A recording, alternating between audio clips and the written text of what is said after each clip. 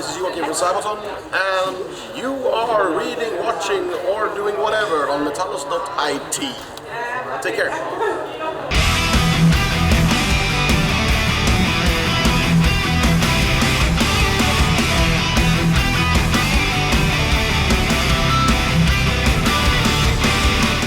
Okay, so today Metallus is here with Joakim Brodén from Sverige. From Sverige, very good. How are you doing, man? So far so good. I mean, to be honest, there's still snow back home. We got here yesterday evening, me and Per, and we thought, hey, we've been in Milan so many times, but we haven't really seen the city. So let's go on sightseeing. So we started out at Domo, and we never got any further. We just sat there. Oh, back home there's snow, now there's 20 degrees and beer. So yeah, we just bought beer and sat on the statue looking around, talking. And we sat there from, I think, maybe lunchtime until the sun went down. Doing nothing. Just, wow, fantastic actually. Okay, so let's break the ice and let's talk about this new record called Heroes. As the title suggests, it's about heroes, and like the previous record, Carolus Rex, who covered 1,000 years, talking about the Swedish Empire. This one is based on different historical 20th century, yeah, they're on World War II. Yes, yeah. Thank you so much.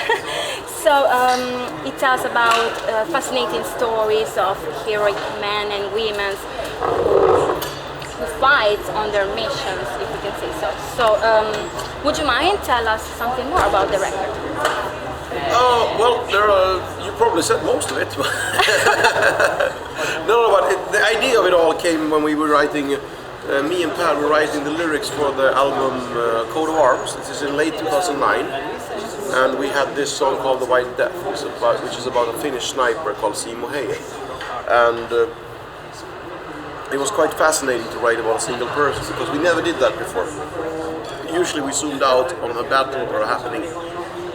And at that point we said, man, this is really interesting and puts a new touch to it. So we obviously we had Carolus Rex in the pipeline already. We finished that, which was pretty much made on our own history. This time we focused more on, let's say, heroic events and deeds, because also, so I think about 50% of this album we would not have heard about if it wasn't for our fans. Sing about wars, a lot of people give us books or mail us, hey, you should look into this. So actually, big thank you, because 50% of this album we would not have heard about these heroes if it wasn't for our fans. For this new album, you've worked with Peter Kusten. Yep. And as he did already in the past. So, has Peter taken part in the record, singing some song, or you just work as a producer? Actually, on Carolus Rex he was singing. Yes. Now he didn't sing at all, but we wrote a song together. So Inmate 4859 is what I wrote the theater, because I went there and we were, it's in November, December sometime, and I played him the songs and we were talking about, production, schedule, planning of it, and then we were all talking, there is no really hard, heavy, slow, depressing song. And then, we started writing, and we were up all night, we spent, I don't know how long time it took, but we didn't go to bed until the song was done, and this was early in the morning then, so it wasn't planned, but we ended up writing a song together. It was fun. Okay, what could you say about the songwriting process? Well, it's quite boring actually. In general, maybe sometimes I write with somebody, but in general it's me in a very small room with some kind of keyboard, a guitar, and a computer, and 2 loudspeakers. That's it, actually. So, there's one thing that's changed that was really hard for me, and that's this was the first album in the new lineup. So I had a lot of performance anxiety, because if I fuck this up and write bad songs, people might think it's because of the new boys coming in the band. So it was really hard for me because of the pressure. I don't want to fail because they will pay the price of my failure. So actually in November I took about 4 or 5 songs and threw them away and started over again with half of them. Because they shouldn't pay the price and the old Sabaton was better, the new guys are shit. No, they're better, but they should not be the ones paying the price in that case. Okay, talking about the sound of the band, you said that it is inspired by a lot of any other bands, but no one sounds like Sabaton. Yeah, so we can find in Sabaton sound powerful riffs, catchy melodies, epic metal anthems, and so on. So how would you describe the new Sabaton sound? Well, I think it's very new at all. I mean, the album sounds very much like Sabaton. Of course, we got some new musicians in there, which made the sound a bit sharper, because I think the guitar work is the best we ever had on an album. I think it's an evolution. If we're talking about the sound of the album itself, I'd say it's probably more related to the Art of War than Calorus Rex, because we didn't do so much symphonic stuff as we did on Calorus Rex, which was a lot of strings and symphony stuff. There is much less of that on this album. I think it's a little bit more back to old school mellow, I like that too. Okay, Heroes is the first record, as you said, with a new lineup. Yeah. We already taught them 2 years ago, at least me, and we got also Chris in the lineup. So what kind of contribution they give? It was the first time the song Soldier of Three Armies. That's actually the first time I've written music with anyone in Sabaton. I've been doing this for 15 years, and this was the first time I wrote music with somebody in the band. It was really inspiring, actually. I remember only 2 days ago we were at the Musikmesse in Frankfurt, and when we were done there, I mean, obviously we've been, having meetings with sponsors, doing work. And this was the first time in 10 years where, with this new lineup, where everybody said, what are we gonna do? Well, let's go have Thai food. And we all went together, having fun, drinking, eating. And it's not like, I'm gonna go talk to my girlfriend, I'm gonna go meet my friend there, people do different things. It was the first time in 10 years, and me and Pat talked about this. This is like a fucking time machine, It's brought back a bit of the fun that got lost in translation now, because I can't really say when the last time was where, what are we gonna do? Let's go have Thai food together and do stupid things. So, eating, how many chilies can you eat, childish shit, but the fact that everybody in the band wanted to do the same thing and do it together. So in that sense, it's a time machine for me, because heavy metal is just as fun now as it was 10 years ago. Okay, what can you say instead about the new drummer? Because we got to know Robin first, and then you recruited Snowy Show. Yep.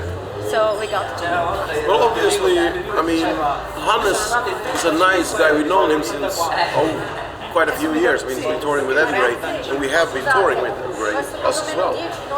So at the point where Robert, obviously, he had a child, so he said, we're going to take some time off and we'll see where it goes from there.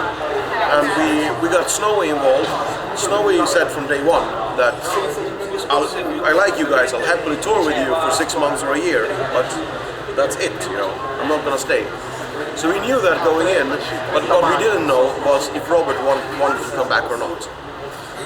A while into this, Robert said, no, I don't want to be back on board. And at that point we felt that, so Snowy is not going to stay, and we need a new permanent drummer. So we were actually thinking quite a lot, but when we had Hannes up, we knew in person, and we knew he can play, all the technical stuff. But what we didn't know, me and Per, was can he play this Prima Victoria and still make it groovy? You know, there's one thing about playing, being technical, but you should also be able to play you know, easy, and you want to move your butt even doing the easy things. You know, we didn't know if he could groove, but basically, you know, he came out to the studio. We were at Peter's place. Hannes started playing. Which song should we do first? He said, yeah, let's do Prima Victoria. We start the song. Halfway through the song, the rest of us are looking at each other. Yeah, that's our guy. So, I mean, he played half a song. We knew, yeah, he can do it. So, at that point, we didn't do any more auditioning because he can, you know, if he can play Evergreen stuff, he can play Sabaton stuff. So, was it an idea of yours of asking Snowy to join the band, but he didn't want? Yeah, I mean, it's an old friend. We toured together in 2007. I really like him, and he's an amazing songwriter and drummer. And I think some of the stuff he did with our music was really fucking amazing. So, but you know, when I talked to him, I mean, we knew getting into it that it's going to be a temporary thing. At that point, though, we didn't know, because we didn't want to close the door. Should we find a new permanent drummer? No, because we didn't know Robert having a child, is he going to come back or not? So we wanted to leave the door open for him. If he wants to come back, he should come back. So at that point it was a perfect solution, because Snow is an old friend, and I think one of the best heavy metal drummers in the world. One of the most underrated ones. So very easy choice, you know. Hey Snowy, you want to come on tour? Sure. Do I have to join the band? No. Cool. And he's got his own stuff to do, and he said, yeah, it'll be fucking great to be with you guys again, you know, for a couple of months or a year. But then he said, I got my own stuff, I really need to finish it. That's cool, because I said, either we, you know, in that case it's easy. Robert still has the opportunity to come back if he wants to. If not, we can find a permanent drummer. And, you know, Robert is having a baby in 3 months. Can you join? Sure. Okay, let's step back to the album. Yep. I've listened to it very carefully, and there are 2 songs who caught my attention. The first one is In May 4859. Yep. Since it deals with a real hero who voluntarily entered the concentration camp in Auschwitz. So, what could you say about this guy? I think probably, I mean, obviously all of those we sing about this album, we call the album heroes. We all regard them as heroes. But to be honest, a guy who does that is probably the ultimate war hero in a sense, you know. And I don't understand why the fuck haven't Hollywood made a movie about this story? Because, you know, not only that he voluntarily went to Auschwitz, what he did there, what he did before, what he did after, the fact that he got executed as a traitor after. I mean, you can start a movie, you know, by the start of World War II about him. You can end it in 1948. You can make it 3 hours long, and it would still be action-packed and better than anything Hollywood can come up with. So I'm thinking, you know, why somebody stupid and haven't learned history, because why write a new script? And I mean, in a sense, the ultimate war hero. I wrote this song with, as I said, with Peter, and it fit perfectly, because that's really it's a heroic story, yes, but it's also a dark story, a sad story. So it's a perfect match, that aggressive, slow, and also depressing song. It matches the atmosphere of the lyrics perfectly. So it's kind of one of my favorites, but not my favorite because it's depressing. You know what I mean? My favorites are always going to be the happy ones, you know, where you can sing, you know, and jump. So, but I sometimes like the sad ones. And then the second question, I was listening to Hell and Back. Yeah. So this is an upbeat song, as you say, since it's a very Western movie theme. So what could you say about this track? One of my favorite composers in the world is an Italian guy called Ennio Morricone. And I always had a dream of mixing spaghetti western with heavy metal. And Per and Tobbe and Chris said, no, you can't do that shit. It'll sound ridiculous, it's not possible. And there's one way of getting me to do something. It's telling me it's impossible. I will show you. So I went, when we were in tour in America, I only went to a place and I got, that's this Fender Stratocaster with the right microphone, with the pickup. I'll buy this. And I say, are you stupid? You're buying a guitar for $1,000 only for one song. And I told her, yeah, if I don't make it, I pay for it.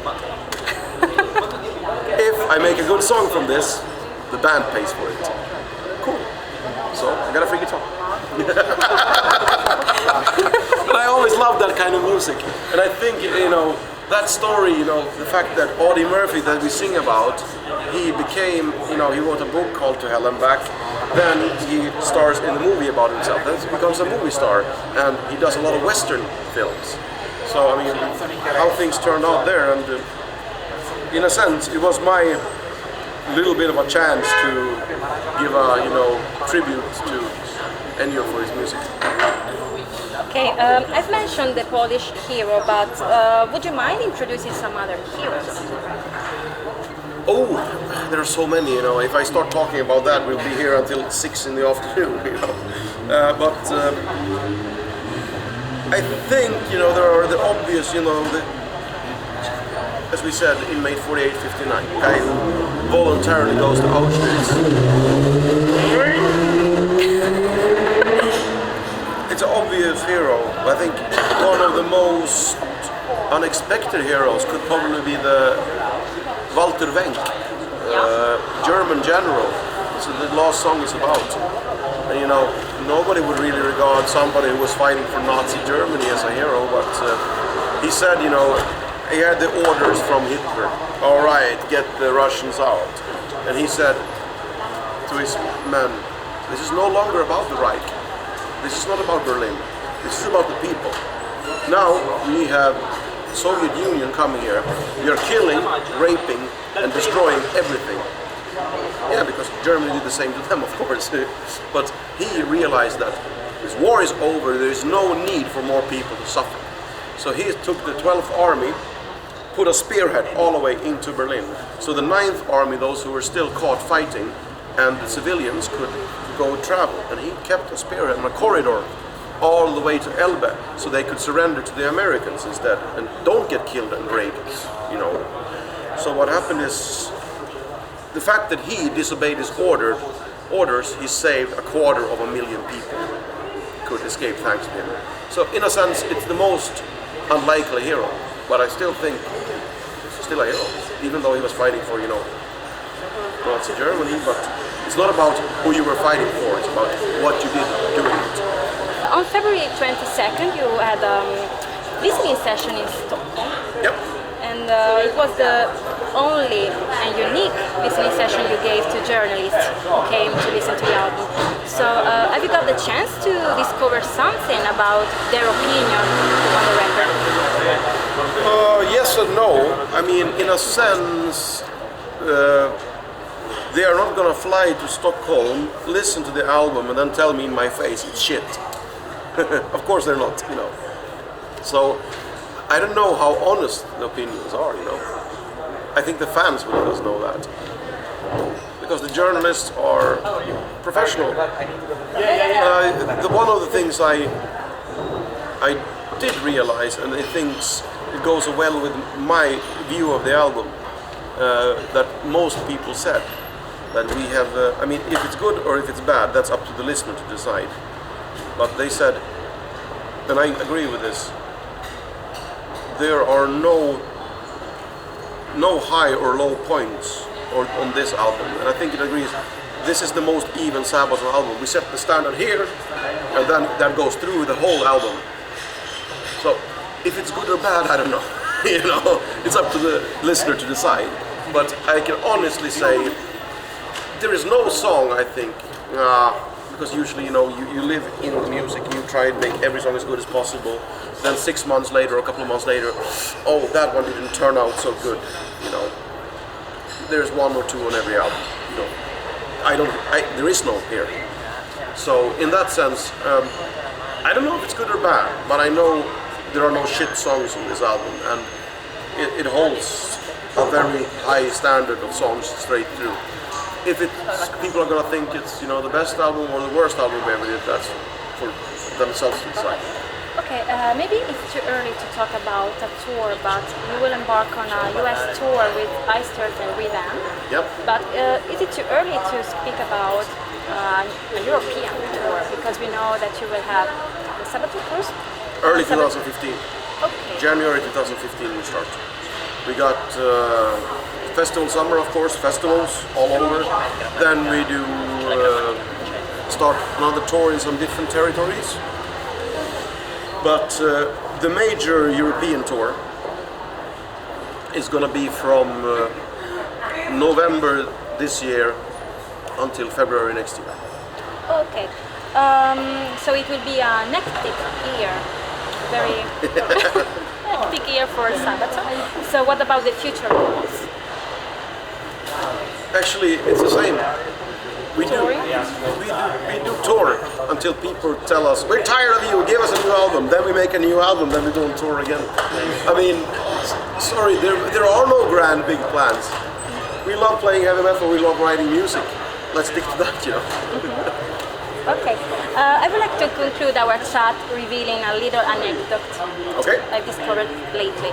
I've discovered you've been adopted by as Polish honorary citizen. So, what could you say about this? It all started, I think, when we wrote the song 40-1 about Władysław Ragini's captain in the Polish army.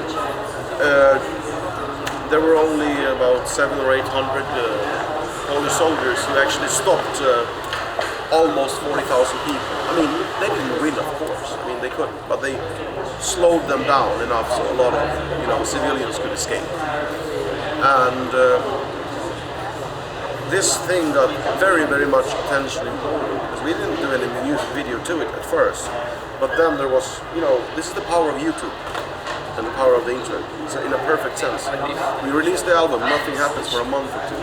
Then one guy makes a video with old war archive material and he writes Polish subtitles on the lyrics and then puts it on YouTube. And then I remember we were at Sweden Rock Festival. This is maybe, let's say, Thursday. We look, oh shit, this guy made a video about it. It's cool. Oh, it's got quite a few views. Before the week was over, it had over 1 million views. Over 1 million people got it, and we thought, that's crazy. And then it turns out that one was shown on Polish TV, and it got quite a lot of attention in the media. And then, for some reason, I don't know, when we played in Gdansk on Polish Independence Day, the Archbishop of Gdansk came and gave us a saber, Polish army saber, sword. And we were invited to play on the battlefield where this thing happened in 2009. This happened in 39. And the battle raged on the 8th of September. We played on the night of the 7th. So after midnight, we were on the same battlefield exactly 70 years since this battle happened. And from the stage there was 50 meters to the bunker where, Captain Ragini's died. So on the battlefield, and at that point we had the Swedish ambassador there, the chief of the president's cabinet, and these guys, and at that point they came on stage and gave us honorary citizenships. So it's quite an emotional thing because I think, it's one way the cool thing about war and heroes. These people got the message, We didn't expect the honorary citizenship, but it's always nice that people actually care about what you do. Okay, I think we're done. So your own words to conclude our chat. That's useless because I'm so shitty at this. More than 50% of the interviews, and I do a lot of them. People say, any final messages or final words? What should I say? Oh, buy our album, come to the show. I don't know. Have a beer.